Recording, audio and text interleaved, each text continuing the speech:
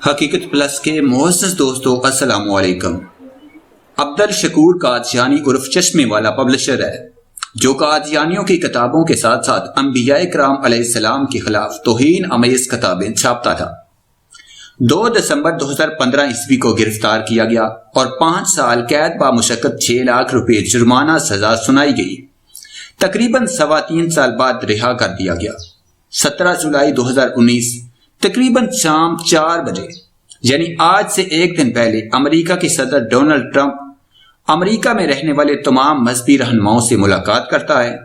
اس ملاقات میں پاکستان سے سزا یافتہ قادیانی شکور بھی شریک تھا۔ اب آتے ہیں تصویر کے دوسرے رخ کی جانب، یعنی اس سارے معاملے میں پاکستان کا آئین کیا کہتا ہے۔ سپریم کورٹ آف پاکستان کے فل بینچ کے تاریخی فیصلے ظہیر الدین بنام سرکار کی روح سے کوئی قادیانی اپنے آپ کو مسلمان نہیں کہلوا سکتا اور نہ ہی تبلیغ کر سکتا ہے، جبکہ شکور قادیانی مذہب کی تبلیغ کے لیے کتابیں چھاپتا تھا۔ شکور قادیانی امریکی صدر کے سامنے کہتا ہے، ہمیں یعنی قادیانیوں کو 1974 میں اقلیت قرار دیا جو کہ ظلم ہے۔ ہماری دکانیں لوٹ لی گئی، گھروں کو آگ لگا دی گئی اور ہم امریکہ میں تو اپنے آپ کو مسلمان کہلوا سکتے ہیں لیکن پاکستان میں مسلمان نہیں کہلوا سکتے۔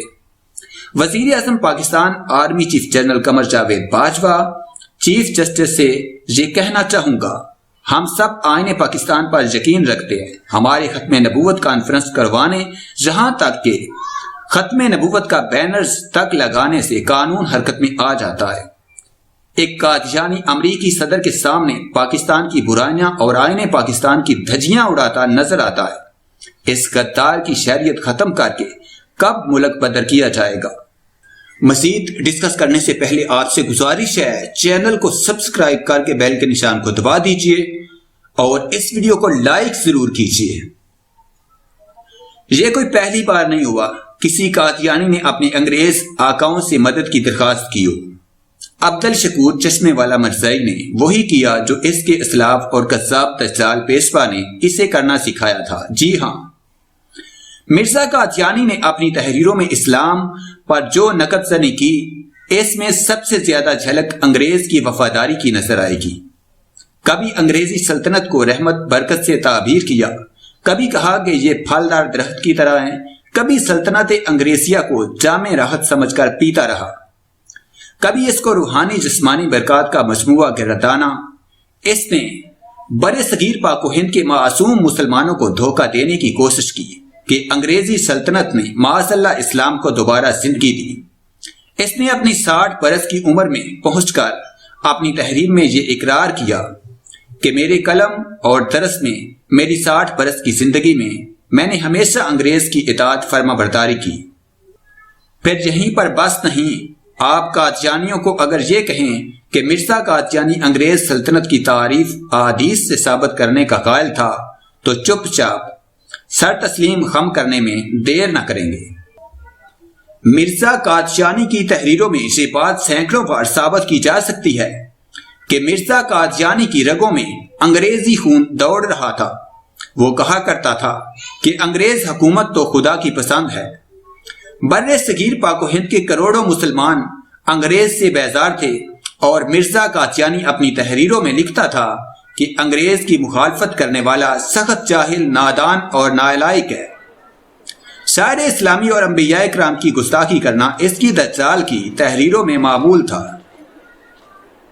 اس نے اپنی تحریروں میں لکھا کہ انگریزی سلطنت کا دور سیدنا نوح علیہ السلام کے دور سے بہتر دور ہے۔ اس سے مذکر خیز اور بات کیا ہوگی کہ مرزا قادیانی نے یہاں تک لکھا کہ میں انگریزی سلطنت کے لیے تعویذ کی معنی دوں اور میری وجہ سے انگریز سلطنت پر آفتیں نہیں آتی اور میری ہی وجہ سے انگریز حکومت کو کوئی دکھ نہیں پہنچاتا۔ مرزا قادیانی لعین نے اللہ کی جھوٹی قسم تک اٹھا کر لکھ دیا کہ انگریز کے ہوتے ہوئے ہمیں کسی مددگار کی ضرورت نہیں۔ بتوں سے تجھ کو امیدیں اور خدا سے نا امیدی، بتوں سے تجھ کو امیدیں اور خدا سے نا امیدی، مجھے بتا تو صحیح اور کافری کیا ہے۔ کیوں نہ ایسا لکھتا؟ دعویٰ مسیحیت مہدیت اور نبوت کے بعد جس طرح مسلمانوں کے جذبات مجروح ہوئے تھے، لازم تھا کہ کوئی مجاہد ختم نبوت اٹھتا اور اس خنزیر النسل کو قتل کر دیتا، جس کا یہ خود اقرار کرتا تھا کہ یہی انگریز سلطنت کی تلواریں ہیں جنہوں نے مجھے قتل ہونے سے بچا رکھا ہے، بلکہ اس نے یہ بھی لکھا کہ میں مہدی موعود ہوں اور سلطنت برطانیہ میری تلوار ہے۔ اور یہ اس بات کا گواہ تھا کہ عرب ہو، عراق ہو، شام ہو، ہر جگہ اس تلوار کو دیکھنا چاہتے ہیں۔ 9/11 کے بعد مرزا مربیوں نے مرزے کی ان ستو کو بطور پیش گوئی پیش کیا کہ دیکھو آج عراق شام میں مرزا صاحب کی تلوار یعنی انگریز ناچ رہے ہیں۔ یہی وجہ تھی کہ یوگنڈا، صومالیہ اور افریقہ کے غریب ممالک کے مسلمان جوک در جوک مرزائیت اختیار کرنے لگے۔ اللہ اور اس کے رسول صلی اللہ علیہ وآلہ وسلم کی مخالفت میں اس خنزیر النسل نے یہاں تک لکھ دیا کہ جو سکون میری جماعت کو سلطنت برطانیہ نے عطا کیا ہے، معاذ اللہ یہ سکون تو مکہ مدینہ میں بھی نہیں ہے۔ شیخ الکل مولانا محمد حسین بٹالوی رحمۃ اللہ علیہ نے مرزا قادیانی کے دعویٰ نبوت کے فوراً بعد ہی یہ پیش گوئی کر دی تھی کہ مرزا قادیانی اللہ اور اس کے رسول صلی اللہ علیہ وآلہ وسلم کے شہروں کا دشمن ہے اور یہ کبھی بھی مکہ مدینہ نہ پہنچ پائے گا، اور مولانا بٹالوی رحمۃ اللہ علیہ کی یہ بات سچ ثابت ہوئی۔ اس خبیث نے حرمین شریفین کے شہریوں کو درندوں سے بھی بدتر کہا۔ حیران مت ہوں جب سرگودے کی گرد مربی عبدالشکور چشمے والے نے ٹرمپ سے کہا کہ امریکہ میں ہم خود کو مسلمان کہہ سکتے ہیں لیکن پاکستان میں خود کو مسلمان نہیں کہہ سکتے، تو مجھے رسالہ معیار المذاہب کی وہ عبارت یاد آئی جس کا مفہوم کچھ یوں تھا کہ جس طرح جماعت قادیانیہ کو تبلیغ کی آسانی لندن کے بازاروں میں میسر ہے، ویسی مکہ معظمہ میں بھی میسر نہیں آ سکتی۔ آخر کیوں نہیں؟ میرے نبی صلی اللہ علیہ وآلہ وسلم نے اپنی زندگی میں فرمایا تھا کہ دجال کبھی مکہ مدینہ میں داخل نہیں ہو سکے گا۔ مرزا قادیانی کی اپنی مریدوں کو شرائط یہ بیان کی گئی ہیں کہ مرزائیت اختیار کرنے کے لیے یہ ضروری ہے کہ وہ انگریز کی خیر خواہی کریں۔ مرزا قادیانی نے اپنی جماعت کو یہود و نصارہ کی وفادار فوج بھی قرار دیا۔ یہی وجہ ہے کہ اسرائیلی افواج میں آج 1000 سے زائد قادیانی بھرتی ہیں جو مسلمانوں کی نسل کشی میں پیش ہے۔ اس نے ہر اس مسلمان کو جو انگریز کے خلاف تھا حرامی بدکار بھی لکھا۔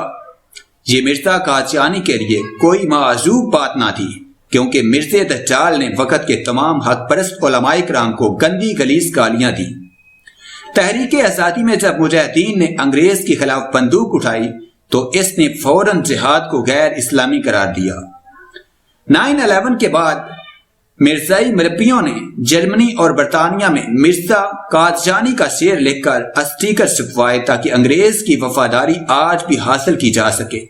وہ شعر یوں تھا: اب چھوڑ دو جہاد کا اے دوستو خیال، اب چھوڑ دو جہاد کا اے دوستو خیال، دین کے لیے حرام ہے اب جنگ اور قتال۔ اس کا نتیجہ یہ ملا کہ مرزائیوں کو یورپین پارلیمان میں بلانے کی پلاننگ کی گئی اور قادیانیوں کے موجودہ خلیفہ کو اینجل آف دی پیس کا خطاب دیا گیا۔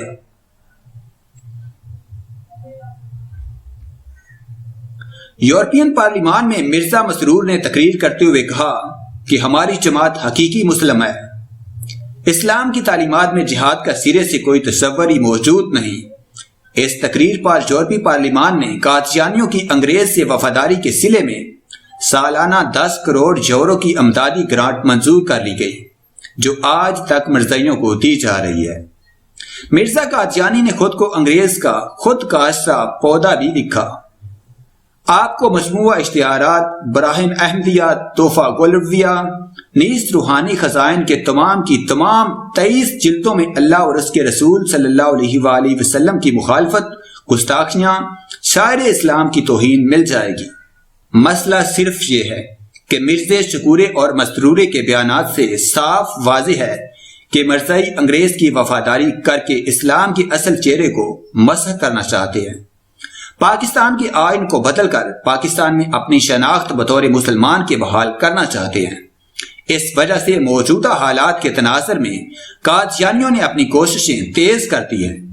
پاکستان میں اتحاد اور اتفاق کی جتنی ضرورت آج مسلمانوں کو ہے، آج سے قبل کبھی اتنی ضرورت نہ تھی، لیکن یہ تب ممکن ہوگا کہ اپنے سیاسی اختلافات کو ختم کر کے اپنے قائدین کا دفاع چھوڑ کر کملی والے محمد صلی اللہ علیہ وآلہ وسلم کی ختم نبوت کے دفاع کے لیے جی جان لڑا دیں۔